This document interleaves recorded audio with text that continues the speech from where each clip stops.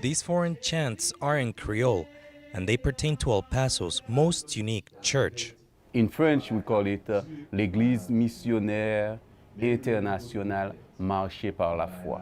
Which translates to Walk by Faith International Missionary Church, the city's only Haitian church. Before 2016, there were no Haitian churches in El Paso, Texas. It's ran by Pastor Jacob and his wife Rachel with the help of their kids, Joshua, Jonas, and Jessica. It actually feels very uplifting, and it feels very encouraging to have a father as a pastor.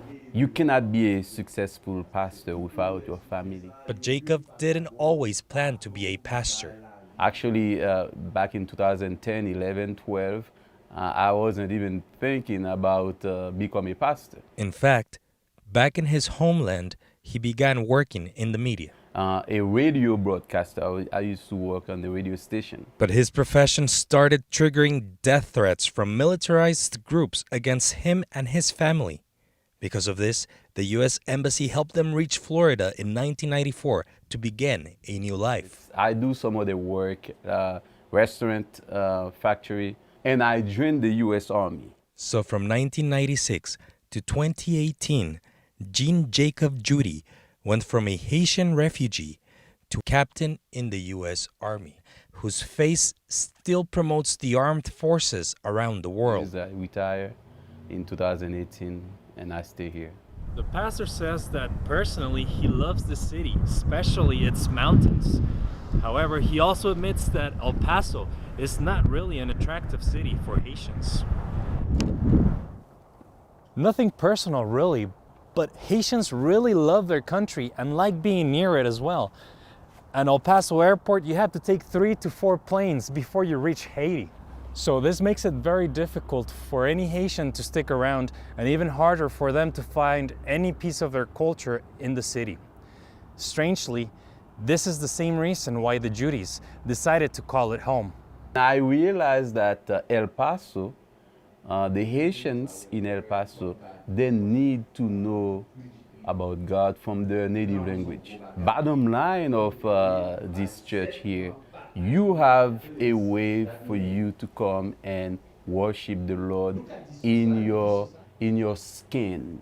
Haitian Creole is not commonly found outside its island, and neither is its food. That's another thing. Haitians, wherever they are, they love the Haitian food. We love the Haitian food. Proof to that is the feasts they have every Sunday after sermon.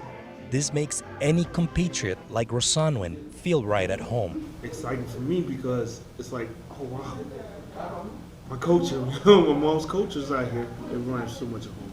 It's like family, basically. He's been a member of this church since he founded last summer, attending regularly with his wife Denise and their kids Jasmine, Aldia, and Eugene. It is a very different culture. I like the food though. It's something different. I'm always eating Mexican food. It's this type of guests that have expanded their cultural diversity. You will see white, you will see Hispanic, you will see Africans, you will see any other ethnic. We do our services in Haitian Creole, in French, and in English. COVID keeps impacting church attendance like everywhere else. And until times get better, little Jonas will continue making sure that members who can't attend are able to hear his dad through social media. For News 22, Emmanuel Esparza.